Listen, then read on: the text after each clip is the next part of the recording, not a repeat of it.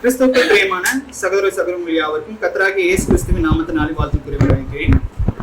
இன்று நாம் எடுத்துக்கொண்ட தலைப்பு என்ன அப்படின்னு பாத்தீங்கன்னா, கர்த்தருடைய கட்டளைக்கு முழுமையாக கீழ்ப்படியணும். அதாவது கர்த்தருடைய கட்டளைக்கு கீழ்ப்படியணும். அதே சமயத்துல முக்கியமான ஒரு விஷயம் என்ன அப்படின்னா, ஏதோ ஏனோ தானோன்னு கீழ்ப்படியாம, குருட்டாம்போக்கில ஏதோ கீழ்ப்படியாம, அவருடைய கட்டளைக்கு புரிந்து கொண்டு முழுமையா நம்ம கீழ்ப்படியணும் அப்படிங்கிற ஒரு வேதாகம தலைப்பு கொண்டு நாம இன்னைக்கு தேவனுடைய வார்த்தையை நம்ம தியானிக்க இருக்கிறோம். முதலாவது யாக்கோபு 1ஆம் அதிகாரம் வசனம் 22 வாசிக்கலாம். இங்க யாக்கோபு ஆசிரியர் என்ன சொல்றாரு அப்படின்னு பார்க்கலாம். யாக்கோபு எபிரேயருக்கு அடுத்தது வந்து பாருங்க. யாக்கோபு 1ஆம் அதிகாரம் வசனம் 22 வாசிக்கும் பொழுது, அல்லாமலும் நீங்கள் உங்களை வஞ்சியாதபடிக்கு திருவசனத்தை கேட்கிறவர்களாய் மாத்திரமல்ல, அதன்படி செய்கிறவர்களாயும் இருங்கள். சோ நம்ம இங்க வந்து பாத்தீங்கன்னா, இங்க யாக்கோபு ஆசிரியர் என்ன சொல்றாங்க அப்படின்னு பாத்தீங்கன்னா, ஃபர்ஸ்ட் திருவசனத்தை வாசிக்கணும். எத்தனை பேர் நம்ம வாசிக்கிறோம் அப்படிங்கறத நம்ம யோசிச்சு பார்க்கணும். திருவசனத்தை கேட்கிறவர்களாயும், நிறைய பேர் இங்க கூடி இருக்கிறோம். திருவசனத்தை ஃபர்ஸ்ட் நான் சொல்றேன், ஒரு சில பேருக்கு படிக்க தெரியாது, இருந்தாலும் இந்த மாதிரி ஊழியக்காரங்க யாராச்சும் ஏதாச்சும் இந்த கர்த்தருடைய வார்த்தையை எடுத்து சொல்லும் பொழுது நல்ல செவி கொடுத்து கேளுங்க. ஏன்னா இந்த ஒரு சூழ்நிலையில கூட வந்து பாத்தீங்கன்னா, ஒரு மணி நேரம் தான் நம்ம வந்து கர்த்தருடைய வார்த்தையை தியானிக்கிறோம். அந்த 1 மணி நேரத்துல கூட நம்மளுடைய மனம் இருதயம் ஆத்மா மூணுமே வந்து பாத்தீங்கன்னா ஒரு சேர இங்க இருக்கணும். அது இல்லாம நமக்கு சாத்தம் வந்து தூக்கத்தை கொடுத்து அந்த தேவனுடைய வார்த்தையை நம்ம கேட்காத படிக்க அப்படி நிறைய விஷயங்கள் தப்பான காரியங்கள் பண்ணுவோம். நம்மளுடைய உடம்பு மட்டும் தான் இங்க இருக்கும், ஆனா நம்மளுடைய எண்ணங்கள் எல்லாமே வந்து பாத்தீங்கன்னா வேற ஏதோ ஒரு கவலையில இருக்கும், இல்லைன்னா தூக்கம் வர மாதிரி இருக்கும். அப்படி இருக்கக்கூடாது. ஃபர்ஸ்ட் நம்ம வந்து பாத்தீங்கன்னா தேவனுடைய வசனத்தை, தேவனுடைய வார்த்தையை, திருவசனத்தை கேட்கணும். அது மட்டும் இல்லாம கேட்கிறவங்க மாத்திரம் இல்லாமல் அதன்படி செய்கிறவர்களாயும் இருங்கள். பாருங்க, காது இருக்கிறவங்க யார் வேணாலும் கேட்கலாம், தேவனுடைய வார்த்தையை யார் வேணாலும் செவி கொடுத்து கேட்கலாம். ஆனா எத்தனை பேர் அது வந்து கர்த்தருடைய கட்டளைக்கு கரெக்டா ஃபாலோ பண்ணி நடக்கிறோம் அப்படிங்கறத நம்ம வந்து யோசிச்சு பார்க்கணும். இப்ப நீங்க ஒரு இடத்துல வேலை செய்றீங்க, உங்களுக்கு இந்த மணிக்கு வந்ததான் வந்து பாத்தீங்கன்னா கரெக்டான முழு சம்பளம் கொடுக்குறாங்க. நீங்க லேட்டா ஒரு 5 நிமிஷம் ஒரு நிமிஷம் நீங்க லேட்டா வந்தீங்கன்னா கூட உங்க சம்பளத்துல இருந்து நம்ம கொஞ்சம் பிடிச்சுக்கிறோம் அப்படின்னு சொன்னா, நம்ம உலக ரீதியான அந்த ஒரு விஷயத்திற்காக நம்ம எவ்வளவு பிரயாசப்படுறோம். எவ்வளவு சீக்கிரமா டிராபிக்கே இருந்தாலும் கூட காலையில சீக்கிரமா எழுந்திருச்சு நம்ம வந்து அந்த வேலைக்கு நம்ம போறோம். ஆனா கர்த்தருடைய கட்டளை அவருடைய வார்த்தை சொல்லி இருக்கிறாரு, அதை நான் வந்து 100% கரெக்டா ஃபாலோ பண்ணி நடக்கணும் அப்படின்ட்டு எத்தனை பேர் நம்ம வந்து யோசிக்கிறோம். இந்த மாதிரி உண்மைக்குரிய ரீதியிலே இருக்கிற அதிகாரிகளுக்கு நம்ம பயப்படுறோம். அந்த அதிகாரியை உண்டு பண்ணினவர், இந்த உலகத்தை உண்டு பண்ணினவர், நம்மை உண்டு பண்ணினவர், அவர் பரலோக ராஜ்யத்துல அவர் மிகப்பெரிய அதிகாரி. அவருக்காக நம்ம எந்த அளவுக்கு நம்ம பயந்து கீழ்ப்பணி நடக்கிறோம் அப்படிங்கிறது நம்ம யோசிச்சு பார்க்கணும். அப்ப நம்ம கர்த்தருடைய வார்த்தையை நம்ம வந்து கேட்கறது மாத்திரம் இல்லாம அதை 100% கீழ்ப்படிய வேண்டியது அவசியமாக இருக்கு. பாருங்க, திருவசனத்தை கேட்கிறவர்களாய் மாத்திரம் இல்லை, அதன்படி செய்கிறவர்களாயும் இருங்கள். அப்படிதான் நம்ம வந்து பாத்தீங்கன்னா கர்த்தருடைய கட்டளைக்கு முழுமையாக கீழ்ப்படிய முடியும். அடுத்ததாக கூட நம்ம வந்து வாசிக்கலாம்.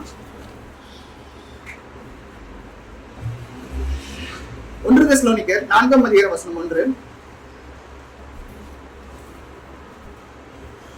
1 தெசலோனிக்கர் 4ஆம் அதிகாரம் வசனம் 1. அன்றியும் சகோதரரே, நீங்கள் இன்னென்ன பிரகாரமாய் நடக்கவும் தேவனுக்கு பிரியமாய் இருக்கவும் வேண்டும் என்று நீங்கள் எங்களாய் கேட்டு ஏற்றுக்கொண்டபடியே அதிகமாய் தேரும்படிக்கு கர்த்தராகிய இயேசுவுக்குள் உங்களை வேண்டிக் கொண்டு புத்தி சொல்லுகிறோம். பாருங்க, கர்த்தருடைய வார்த்தையை அவங்க வந்து கேட்கிறாங்க, இன்னென்ன பிரகாரமாய் நடக்கும் அப்படின்னு சொல்லிட்டு. அதாவது புதிய ஏற்பாட்டின் காலகட்டத்துல நமக்குன்னு ஒரு சட்டத்திட்டங்கள் கொடுக்கப்படுகிறது. நியாயப்பிரமாணம் சட்டத்திட்டங்கள் பழைய ஏற்பாட்டின் காலத்துல வாழ்ந்த மக்களுக்கு கொடுக்கப்பட்டு இருக்கிறது. புதிய ஏற்பாட்டின் காலத்துல வாங்குகிற நமக்கு வந்து பாத்தீங்கன்னா ஒரு புதிய சட்ட திட்டங்கள் நமக்கு கொடுக்கப்பட்டிருக்கிறது. அந்த சட்ட திட்டத்தின் கீழாக தான் நம்ம வந்து பாத்தீங்கன்னா நடக்கணும். அதுதான் சொல்றாரு, நீங்கள் இன்னுமே பிரகாரமா நடக்கும், தேவனுக்கு பிரியமா இருக்கும் வேண்டும் என்று நீங்கள் எங்கெல்லாம் கேட்டு ஏற்றுக்கொண்டபடியே. அதாவது அப்போஸ்தலர்கள் வந்து பாத்தீங்கன்னா பவுலை இன்க்ளூடிங் தான் நான் சொல்றேன். அவங்க சொல்ற உபதேசங்கள், சுவிசேஷங்கள் லாஸ்ட் வீக்ல நம்ம வந்து வாசிச்சோம். கர்த்தராகிய இயேசு கிறிஸ்துவினுடைய உபதேசத்தை, சுவிசேஷத்தை வந்து அங்க இருக்கிறவங்களுக்கு பிரசங்கிக்கிறாங்க. அது வரைக்கும் அவங்க கேட்டு இருந்த சுவிசேஷங்கள் வந்து பாத்தீங்கன்னா நியாயபரமான கட்டளைகள், யூத மக்கள் பின்பற்றின ஒரு மோசி கொடுத்த ஒரு கட்டளைகள், அதெல்லாம் ஃபாலோ பண்ணிட்டு இருக்காங்க. ஆனா இங்க வந்து அப்போஸ்தலனாகிய பவுல் தெசலோனிக்க சபைக்கு சொல்றாரு, தேவனுக்கு பிரியமா இருக்கும் வேண்டும் என்று நீங்கள் எங்கெல்லாம் கேட்டு ஏற்றுக்கொண்டபடியே அதிகமாய் தேரும்படிக்கு பாருங்க. சோ இங்கே வந்து பாத்தீங்கன்னா அப்போஸ்தலர்கள் கற்பித்த சட்ட திட்டங்களுக்கு மக்கள் வந்து கீழ்ப்படியும். அதுதான் வந்து அவர் வந்து வேண்டிக் கொள்கிறார். அதே போல நாமளும் வந்து பாத்தீங்கன்னா கர்த்தருடைய வார்த்தைக்கு 100% செவிக்கணும். இப்போ ஒரு நம்ம வாசிக்கிறோம், சபை கூடி வருவதில் சிலர் விட்டு விடுகிறது போல நாமளும் விட்டு விடாமல். அது ஒரு கட்டளையா இருக்கதா இல்லையா? சபை கூடி வரணும். இல்லைன்னா ஒரு சில இடங்கள்லாம் வந்து பாத்தீங்கன்னா மாசத்துக்கு ஒரு தடவை கர்த்தருடைய பந்தியை நடத்துவாங்க. ஆனா கர்த்தருடைய கட்டளை என்ன சொல்லியிருக்கோம், வேதம் என்ன சொல்லியிருக்கோம், சீஷர்கள் வாரத்தின் முதல் நாள் தோறும் அப்பம் பிட்டார்கள் அப்படின்னு. அதன் பிரகாரம் நம்ம செய்யறோமா? கர்த்தருடைய கட்டளை அதுதான். மாசத்துல ஒரு தடவை, வருஷத்துல ஒரு தடவை, இன்னும் மாசத்துல 2 அந்த மாதிரி தான் பண்றாங்க. நடுவாரத்துல கூட ஒரு சில பேர் வந்து பாத்தீங்கன்னா கர்த்தருடைய பந்தியை அனுசரிக்கும் பொழுது வேதாகம் என்ன சொல்லுது, கர்த்தருடைய கட்டளைக்கு நம்ம கரெக்டா கீழ்ப்படிந்து நடக்கிறோமா?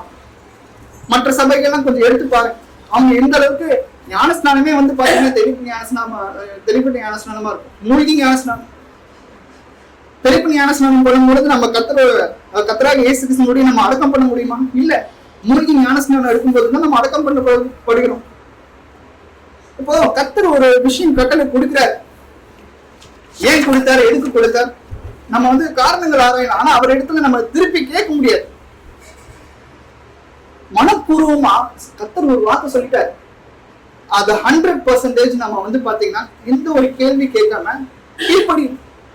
உதாரணத்துக்கு நம்ம நோவாவே எடுத்துக்கோமே. நோவா காலத்துக்கு முன்னாடி, நோவா வாழ்ந்த காலத்துக்கு முன்னாடி வந்து பாத்தீங்கன்னா அவர் மழையை பார்த்ததே கிடையாது.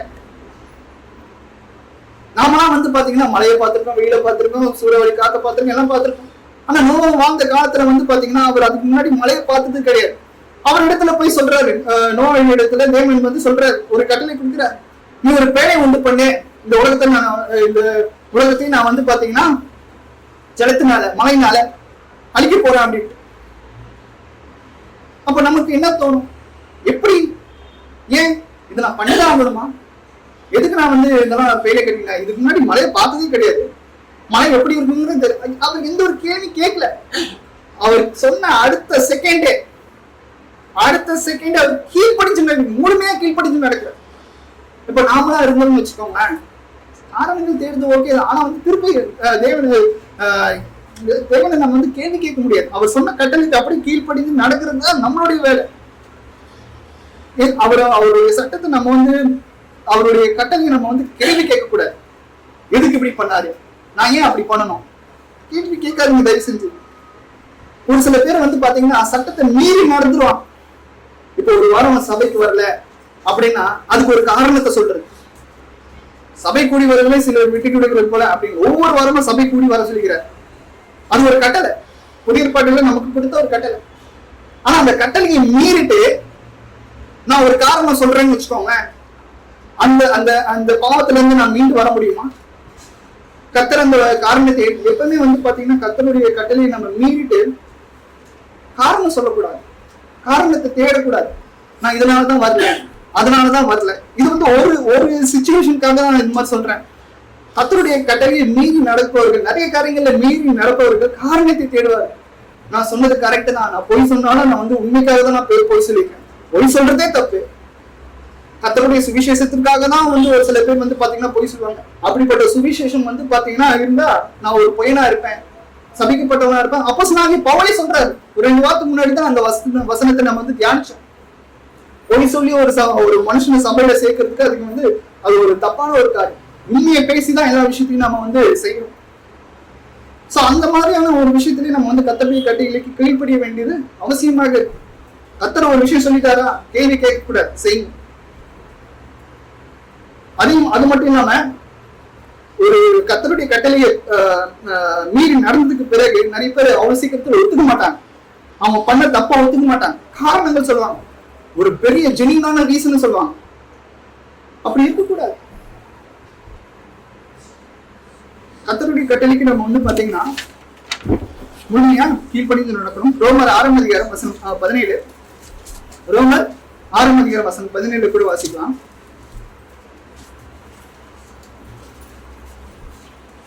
முன்னே நீங்கள் பாவத்திற்கு அடிமைகளாயிருந்தோம். இப்பொழுது உங்களுக்கு ஒப்புவிக்கப்பட்ட உபதேச சட்டத்திற்கு நீங்கள் மனப்பூர்வமாய் கீழ்ப்படிந்ததினாலே தேவனுக்கு ஸ்தோத்திரம். அதாவது இங்க வந்து கிளியரா என்ன சொல்றாரு அப்படின்னு பாத்தீங்கன்னா, அப்போஸ்தலனாகிய பவுல் ரோமபுரியில இருக்கிற கிறிஸ்டியன் சபைக்கு என்ன எழுதுறாரு அப்படின்னு பாத்தீங்கன்னா, முன்னே நீங்கள் பாவத்திற்கு அடிமைகளாக இருந்தோம், இப்பொழுது உங்களுக்கு ஒப்புவிக்கப்பட்ட உபதேச சட்டத்திற்கு நீங்கள் மனப்பூர்வமாய் கீழ்ப்படிந்ததுனாலே தேவனுக்கு ஸ்தோத்திரம். அதாவது நம்ம நினைக்கிறோம் இந்திய சட்டம் அப்படின்ற ஒண்ணு இருக்கு. எதுக்கு சட்டங்கள் ஃபர்ஸ்ட் கொடுக்கப்படுகிறது? எல்லா மக்களும் வந்து பாத்தீங்கன்னா நன்மையான ஒரு காரியங்களை பெறணும் அப்படிங்கிறதுக்கு தான் வந்து பாத்தீங்கன்னா பாதுகாப்பா இருக்கணும், நன்மையான காரியங்களை செய்யணும், எல்லாருக்குமே எல்லா விஷயமும் கிடைக்கணும் அப்படிங்கிற ஒரு விஷயத்திற்காக, எல்லாருக்குமே எல்லாமே சுதந்திரமா இருக்கும், அப்படி ஒரு ஃப்ரீடமா இருக்கணும் அப்படிங்கிறதுக்காக வந்து பாத்தீங்கன்னா ஒரு இந்திய சட்டம் வந்து கொடுக்கப்படுகிறது. அதை மீறி நடக்கும் பொழுது இந்த உலக ரீதியா நமக்கு வந்து எப்படிப்பட்ட ஒரு தண்டனை கிடைக்குது அப்படிங்கிறது உங்களுக்கே தெரியும். கொலை பண்றதுக்கு ஒரு தண்டனை, கற்பழிக்கிறவங்க ஒரு தண்டனை, இன்னும் நிறைய விஷயம் எந்தெந்த தப்பு பண்றாங்களோ அவங்களுக்கு ஒரு தண்டனை இருக்கும் பொழுது கர்த்தருடைய சட்டத்தை நம்ம ஃபர்ஸ்ட் புரிந்துக்கணும். புதிய ஏற்பாட்டின் காலகட்டத்துல நமக்கு என்ன சட்டம் கொடுத்திருக்கிறாங்க, ஆவிக்குரிய ரீதியில நாம் எப்படி நடக்கணும், இந்த சட்டத்தை நம்ம வந்து புரிந்து கொண்டு மனப்பூர்வமா கீழ்ப்படிஞ்சு நடக்கும். ஒரு சில பேர் வந்து பாத்தீங்கன்னா முழுமுழுத்து கர்த்தருடைய சட்டத்தை ஏற்றுக்கொள்வாங்க, முழுமுழுக்கவே கூடாது. பழைய ஏற்பாட்டின் காலத்துல வந்து பாத்தீங்கன்னா மோசே வந்து அந்த இஸ்ரவேல் மக்களை பாலைவனத்துல வழி நடத்திட்டு இருக்கும்போது முழுமுழுப்பாங்க. எகிப்துல இருக்கும்போது நாங்க நல்லா இருந்தோம், ஆனா இப்ப இங்க வந்து பாலைவனத்துல கொண்டு வந்து சேர்த்துட்டீங்க, சாப்பாடு இல்ல, தண்ணி இல்ல, இந்த மாதிரி அவங்க முழுமுழுக்கும் போது கர்த்தருக்கு வந்து ஒரு எரிச்சலா. அதே போல நம்ம கர்த்தருடைய கட்டளைக்கு நம்ம வந்து சந்தோஷமா ஏற்றுக்கொண்டு நம்ம கீழ்ப்படியும். நான் சபைக்கு போறேன், ஒவ்வொரு வாரமும் நான் தவறாம கலந்து கொள்வேன், சீக்கிரமா போயிட்டு நான் வந்து எல்லாருக்கும் முன்னாடி நான் போயிட்டு கர்த்தரிடத்துல நான் போய் ஜெபிச்சுட்டு இருக்க போறேன்.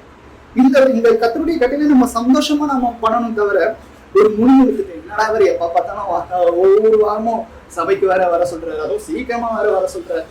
இதை கேட்டு காது போர் அடிச்சிருச்சு, காதுல இருந்து ரத்தமா வருது. எத்தனை தடவை தான் இதே சொல்லிட்டு இருப்பாரு. அந்த மாதிரி நம்ம வந்து கர்த்தருடைய வார்த்தைகளை நம்ம வந்து சொல்லும் பொழுது அது முழுப்போடு நம்ம வந்து தயவு செஞ்சு செய்யாங்க, சந்தோஷமா செய்யுங்க. அதெல்லாம் இங்க சொல்றது பாருங்க, உபதேச சட்டத்தை நீங்கள் மனப்பூர்வமாய் கீழ்ப்படிந்ததுனாலே பாருங்க தேவனுக்கு ஸ்தோத்திரம். இங்க இருக்கிற மக்கள் வந்து பாத்தீங்கன்னா, இந்த ரோமபுரியில இருக்கிற கிறிஸ்டியன் சபையார் வந்து பாத்தீங்கன்னா மனப்பூர்வமா ஏற்றுக்கொள்கிறாங்க கர்த்தருடைய ஒரு வார்த்தை. அடுத்ததாக கூட நம்ம வந்து வாசிக்கலாம் 2 தீமோத்தேயு 1 அதிகாரம் வசனம் 13.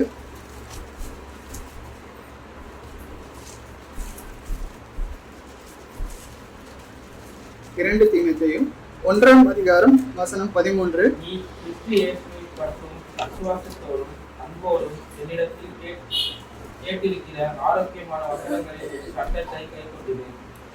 பாருங்க, இங்க வந்து கிளியரா சொல்றாரு 1 அதிகாரம் வசனம் 13, நீ கிறிஸ்து இயேசுவை பற்றி விசுவாசத்தோடும் அன்போடும் என்னிடத்தில் கேட்டு இருக்கிற ஆரோக்கியமான வசனங்களின் சட்டத்தை பாருங்க. இந்த வசனங்கள் வந்து நமக்கு கொடுக்கப்படுகிற ஒரு சட்டம், ஒரு ரூல்.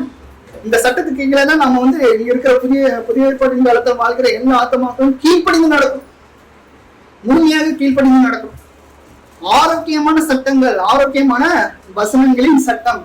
இங்க ஆரோக்கியமான வசனங்கள் அப்படிங்கிற பொழுது நாம என்ன நினைக்க கூடாது, இப்படிப்பட்ட சட்டம் வந்து நம்மளை வந்து ஒடுக்கிறதுக்காக தான் வந்து கொடுக்கப்படுகிறது, நம்மளை சித்திரவாத பண்றதுக்காக கொடுக்கப்படுகிறது. நான் என்ன வந்து பாத்தீங்கன்னா ஃப்ரீயா எதுவுமே பேச முடியல, எதுவுமே எனக்கு என் மனசுல தோன்றது என்னால வெளிப்படையா இருக்க முடியல அப்படிங்கிற மாதிரி நம்ம நினைச்சிட்டு இருக்கோம். கர்த்தருடைய வார்த்தை என்னை வந்து ஒவ்வொரு நாளும் என்னை வந்து ரொம்ப ரெஸ்ட்ரிக்ட் பண்ற மாதிரி இருக்கு அப்படின்னு நம்ம வந்து நினைக்க கூட. இது எல்லாமே வந்து பாத்தீங்கன்னா நாம நல்லா இருக்கணும், பூமிக்குரிய ரீதியிலும் சரி ஆவிக்குரிய ரீதியிலும் சரி எல்லா விதமான ஆசீர்வாதத்தை நம்ம பெறணும்னு கர்த்தர் விரும்புகிறார். அதனாலதான் இப்படிப்பட்ட ஒரு சத்தத்தை நமக்கு கொடுத்து உலகத்துல இருக்கிற மக்கள் இடத்துல இருந்து நம்மளை வந்து பிரித்து எடுத்து இருக்கிறார். நீங்க உலகத்தார் மாதிரி இருக்காதீங்க. உலகத்தார் நிறைய காரியங்கள் பண்ணலாம், விக்கிரக கோயிலுக்கு போவாங்க, அவங்க இன்னும் வணங்குவாங்க, அவங்க கொடுக்குற அந்த பிரசாதத்தை சாப்பிடுவாங்க, நிறைய விஷயங்கள் வந்து நிறைய விஷயம் சொல்லியிருக்கிறார். அந்த சட்டத்தை அதாவது உலகத்தை வந்து கணவன் மனைவி இப்படி இருக்காங்க, நீங்க ஒரு கிறிஸ்துக்குள்ள இருக்கிற கணவன் மனைவி எப்படி இருக்கணும், பெற்றோர் பிள்ளைகளை எப்படி வந்து நடத்தணும், எல்லா விஷயத்தையும் நமக்கு ஒவ்வொரு ரிலேஷன்ஷிப்க்கும் உறவுக்கும் வந்து பாத்தீங்கன்னா இப்படிதான் நீங்க நடக்கணும், ஒரு கல்யாணத்துல வந்து இப்படிதான் நீங்க வந்து இருக்கணும், கல்யாணம் பண்ணி எல்லா சட்டத்தையும் கொடுத்திருக்கிறார்.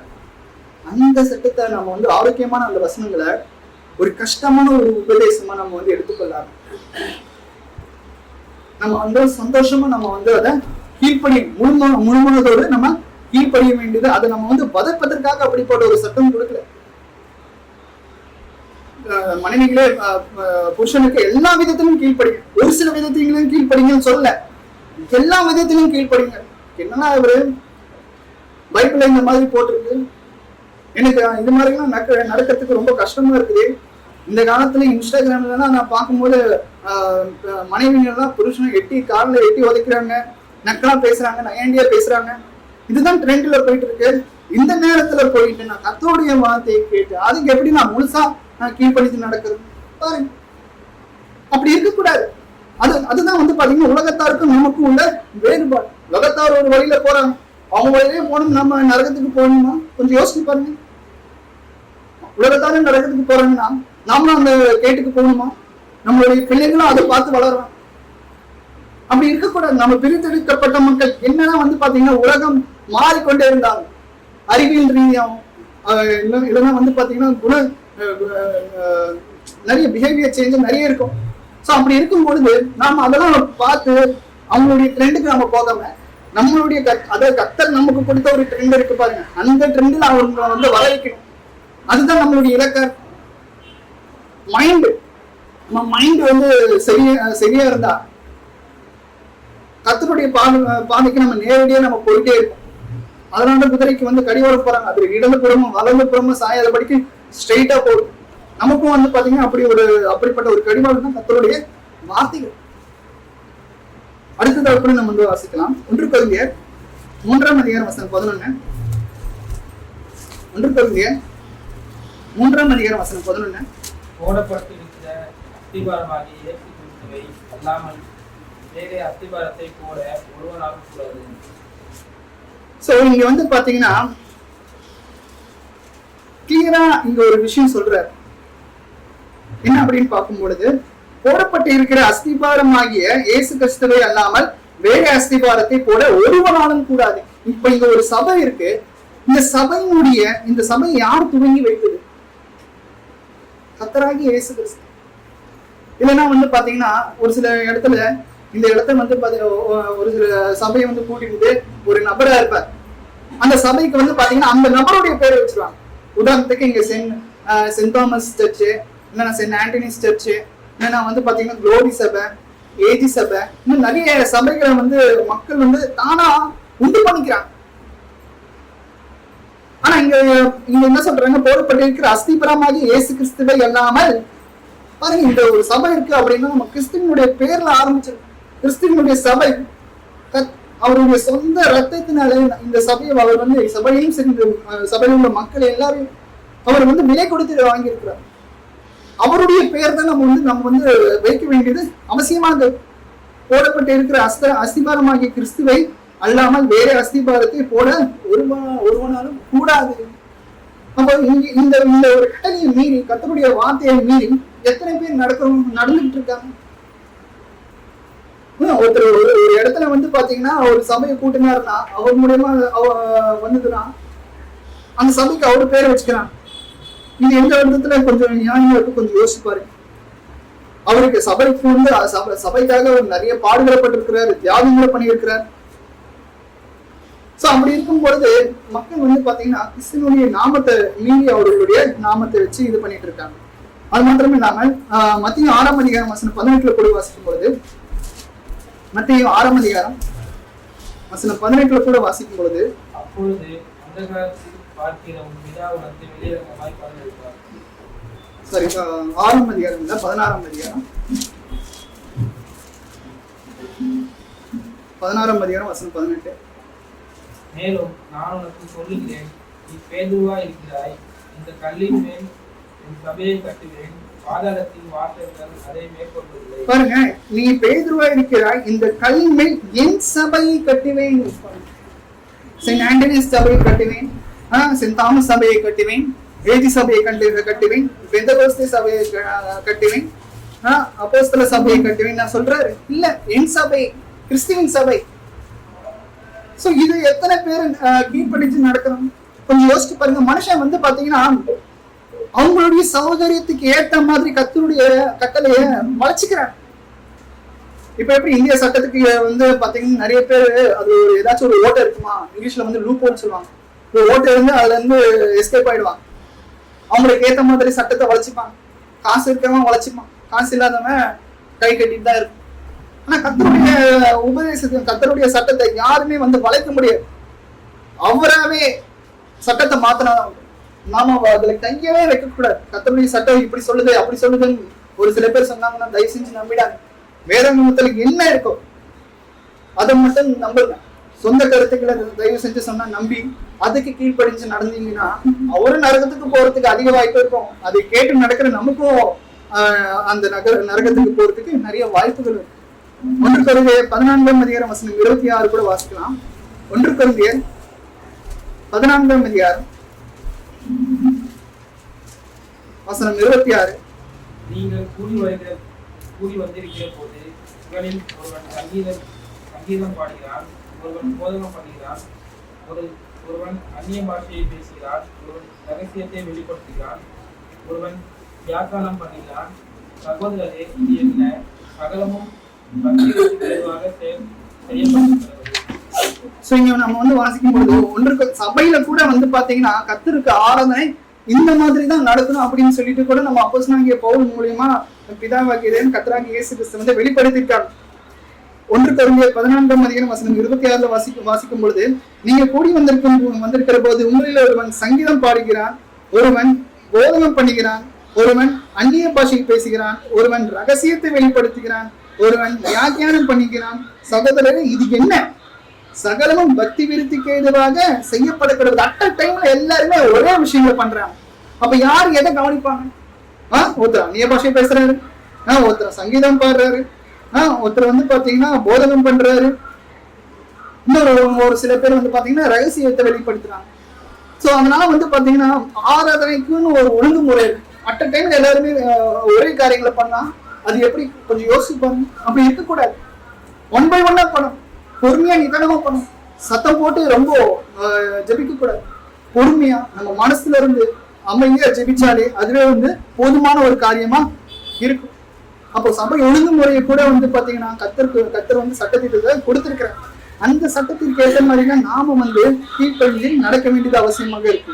அடுத்ததா கூட நம்ம வந்து வாசிக்கலாம். 1 தெசலோனிக்கேயர் யாக்கோபு 1ஆம் அதிகாரம் வசனம் 22. யாக்கோபு 1ஆம் அதிகாரம் வசனம் 22ல கூட நம்ம வந்து வாசிக்கும் பொழுது, அல்லாமலும் நீங்கள் உங்களை வஞ்சியாதபடிக்கு திருவசனத்தை கேட்கிறவர்களாய் மாட்டீர்கள், அதன்படி செய்கிறவர்களாய் இருக்கிறார்கள்.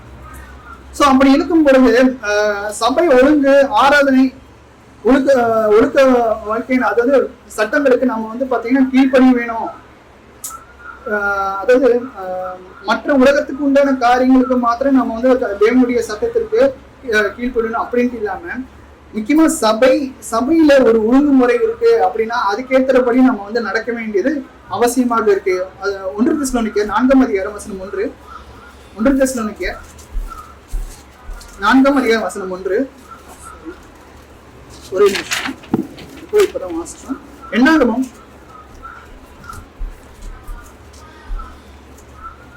15ஆம் அதிகாரம். இப்போ இங்க ஒருத்தர் வந்து பாத்தீங்கன்னா கர்த்தருடைய சட்டத்துக்கு மீறி நடக்கிறார். அவருக்கு வந்து என்ன நடக்குது அப்படிங்கிறத பாருங்க. கர்த்தருடைய சட்டத்துக்கு நம்ம நினைக்கிறோம் கர்த்தருடைய சட்டம் அவ்வளவு ஈஸியா நம்ம வந்து எடுத்துக்கலாம். இங்கிலீஷ்ல சொல்லுவாங்க டேக் இட் ஃபார் கிராண்டட் அப்படின்னு சொல்லிட்டு. அது கர்த்தருடைய சட்டம் தானே, அது இன்னைக்கு விட்டா நம்ம அடுத்த வாரம் கூட நம்ம வந்து பண்ணிக்கலாம். இன்னைக்கு இந்த வாரம் சபைக்கு விட்டுட்டோம் அப்படின்னா அடுத்த வாரம் கூட ஏன் உலகம் என்ன இன்னைக்கே அழிஞ்சு போதாங்க, ஏன் நான் இன்னைக்கே செத்துட்டு போறேன்னா, இன்னைக்கு ஒரு வாரம் நான் வந்து சபைக்கு போகலன்னா அடுத்த வாரம் சபைக்கு போயிட போறேன் அப்படின்னு கூட நம்ம வந்து ஈஸியா கர்த்தருடைய கட்டளையை நம்ம வந்து நினைச்சுக்கிறோம். ஆனா கர்த்தருடைய கட்டளை இங்க எப்படி இருக்குன்னு பாருங்க. என்னாகும் 15ஆம் அதிகாரம் வசனம் 32 இருந்து 36 வரைக்கும் வாசிக்கும் பொழுது பாருங்க, இஸ்ரவேல் புத்திரர் வனாந்தரத்தில் இருக்க ஓய்வு நாளில் விறகுகளை பொறுக்கிக் கொண்டிருந்த ஒரு மனிதனை கண்டுபிடித்தார்கள். விறகுகளை பொறுக்கின அந்த மனிதனை கண்டுபிடித்தவர்கள் அவனை மோசே, ஆரோன் என்பவர்களிடத்திற்கு சபையர் அனைவரிடத்திற்கும் கொண்டு வந்தார்கள். அவனுக்கு செய்ய வேண்டியது இல்லதென்றே தீர்க்கமான உத்தரவு இல்லாதபடியினால் அவனை காவலில் வைத்தார்கள். கர்த்தர் மோசையை நோக்கி, அந்த மனிதன் நிச்சயமாய் கொலை செய்யப்பட வேண்டும். சபையார் எல்லாரும் அவனை பாளையத்திற்கு புறம்பே கல்லெறிய கடவர்கள் என்றார். பாருங்க 36. அப்பொழுது சபையார் எல்லாரும் கர்த்தர் மோசைக்கு கட்டளையிட்டபடி அவனை பாளையத்திற்கு புறம்பே கொண்டு போய் கல்லெறிந்தார்கள். அவன் செத்தான். பாருங்க, பழைய ஏற்பாட்டின் காலத்துல எல்லாம் வந்து பாத்தீங்கன்னா, அதாவது 7வது நாள் சாட்டர்டே வந்து பாத்தீங்கன்னா அவங்க வந்து ஓய்ந்திருக்கணும், வேலைகள் எதுவுமே செய்யக்கூடாது. புரியுதுங்களா? அதுக்கு முன்னாடி நாளே அவங்களுக்கு தேவையான பதார்த்தம் எல்லாமே அவங்க ரெடி பண்ணி வச்சிருக்கணும். கர்த்தருடைய கட்டளை இதுதான். அந்த சனிக்கிழமை வந்து பாத்தீங்கன்னா யாருமே வேலை செய்யக்கூடாது. ஆனா இங்க ஒருத்தர் வந்து பாத்தீங்கன்னா வாங்குறதுல விறகுகளை தான் நம்ம நினைச்சிட்டு இருக்கோம். இது ஒரு சின்ன காரியங்கள் தானே. இந்த தேவனுடைய கட்டளையை நான் மீறி நடக்கிறதுல என்ன ஆயிட போகுது? ஒரு சின்ன பொய் தானே. ஒரு நாள் தானே நான் மிஸ் பண்ணேன். இந்த ஒரு சின்ன அதாவது நம்ம நினைக்கிறோம் நம்ம பண்ற தவறுகள்லாம் அப்படியே சின்னதா பண்ணிட்டே இருக்கும் போது அது ஒரு கட்டத்துல ஒரு பெரிய ஒரு விஷயமா மாறி, தண்ணி அடிக்கிற பழக்கமும் சரி, சிகரெட் அடிக்கிற பழக்கமும் சரி, கஞ்சா அடிக்கிற பழக்கமும் சரி, சின்னதா ஆரம்பிப்போம். ஆனா அது தொடர்ந்து பண்ணிட்டே இருக்கும்போது ரொம்ப நம்மள கெடுத்து, ஒரு நம்மளும் சரி நம்ம குடும்பத்தையும் கெடுத்து போடக்கூடிய ஒரு விஷயமா மாறி. அதே போலதான் கர்த்தருடைய வார்த்தையை நீங்க சாத்தான் வந்து உங்க காதல் சொன்னா, இன்னைக்கு ஒரு நாள் தானே அட்ஜஸ்ட் பண்ணி, இன்னைக்கு ஒரு நாள் தானே, அதுக்கப்புறம் உலகத்துல இருக்கிற எல்லா கணவன்மார்களும் மனைவியை தூக்கி போட்டு அடிக்கிறாங்க. நீ ஒரு அறை தானே விட்ட, இதெல்லாம் ஒன்றும் பிரச்சனை இல்லை. உலகத்துல இருக்கிற எல்லா மனைவியும் புருஷனை வந்து மோசமா நடத்துறாங்க, நீ அதை விட கம்மியா தானே நடத்துற. இப்படி லெவல் பண்ணிக்கிறாங்க. அவங்க அதிகமா பண்றாங்க, நான் கம்மியா பண்றேன். தப்பு தான். கர்த்தருடைய கட்டளையே பெருசா இருந்தாலும் சரி, சிறந்தாலும் சரி, அவர் முன்னாடி அது பாவமான ஒரு விஷயமா இருக்கு. இங்கேயும் வந்து பாத்தீங்கன்னா நமக்கு தெரியும் இது வந்து ஒரு பெரிய ஒரு குற்றம் இல்ல, நமக்கு பாக்குறதுக்கு ஒரு பெரிய குற்றம் இல்லாத மாதிரி தான் தோணும். அவர் ஜஸ்ட் அந்த ஓய்வு நாள்ல விறகுகளை பொறுக்கிட்டு இருந்தார். ஆனா கர்த்தருடைய வார்த்தை மீறி அவர் நடந்ததுனால அவருக்கு என்ன ஆச்சு? கர்த்தரை வந்து பாத்தீங்கன்னா முஸ்லிம் இடத்துல நிச்சயமாய் கொலை செய்யப்பட வேண்டும். பாருங்க, அப்போ நாம இந்த புதிய ஏற்பாட்டின் காலத்துல கர்த்தர் நம்மளை வந்து ஃப்ரீயா விட்டுருக்கிறாருன்னு நினைச்சுக்கிட்டு இருக்கோம். பழைய ஏற்பாட்டின் காலத்துல கண்ணுக்கு கண் பல்லுக்கு பல் கர்த்தருடைய கட்டளை மீறி நடக்கிறவங்களுக்கு டக்கு டக்கு டக்கு டக்குன்னு பலன் வந்துடுது. நீ பாருங்க, ஈஸியா கொலை பண்ணிட்டு போயிட்டாங்க.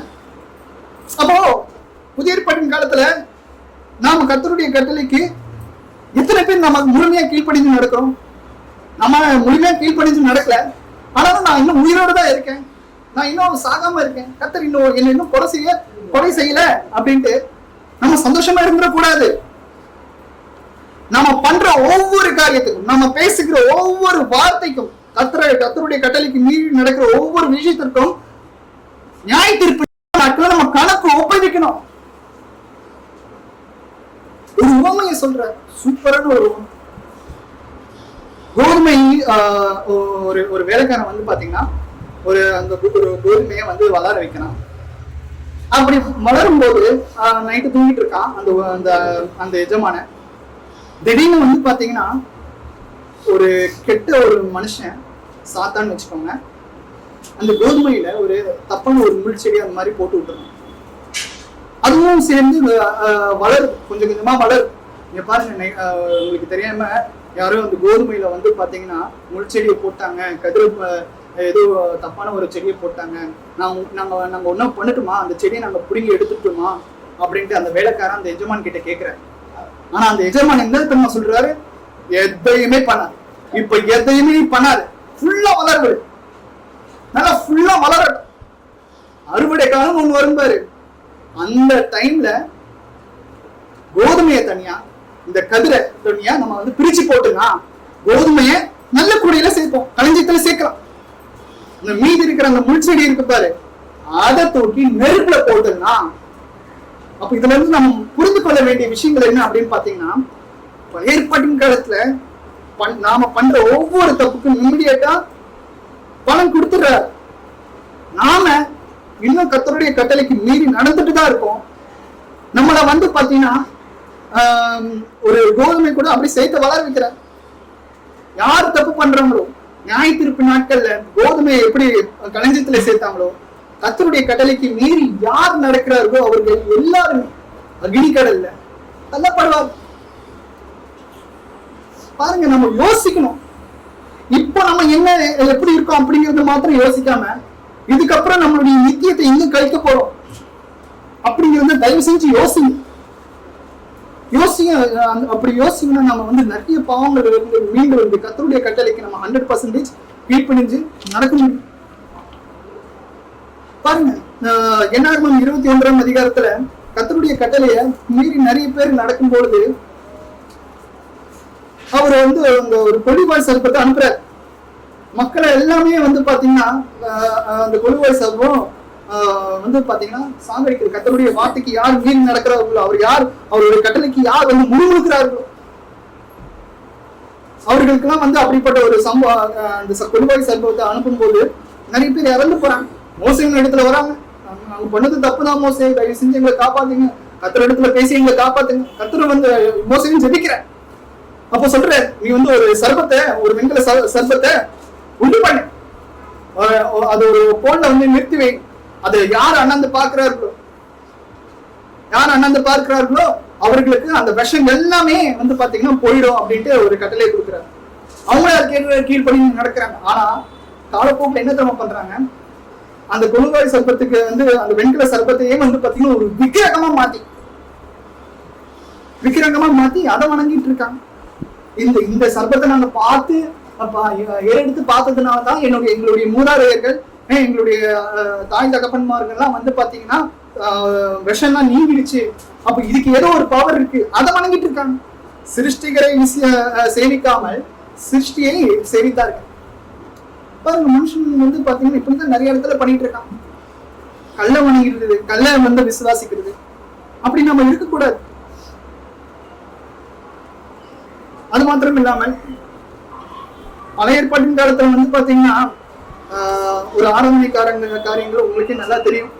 அவங்களாம் வந்து பாத்தீங்கன்னா சங்கீதம் பாடினாங்க, கீர்த்தனை பண்ணாங்க, நிறைய விஷயங்கள் பண்ணாங்க. ஆனா புதிய ஏற்பாட்டின் காலத்துல கர்த்தர் நமக்கு வந்து கொடுத்திருக்கிற கட்டளை வந்து எந்த ஒரு மியூசிக் ஆராதனை காரியங்கள்ல எந்த ஒரு மியூசிக்கல் இன்ஸ்ட்ருமெண்ட்ஸோ, எந்த ஒரு கைத்தட்டோ எதுவுமே சொல்லல.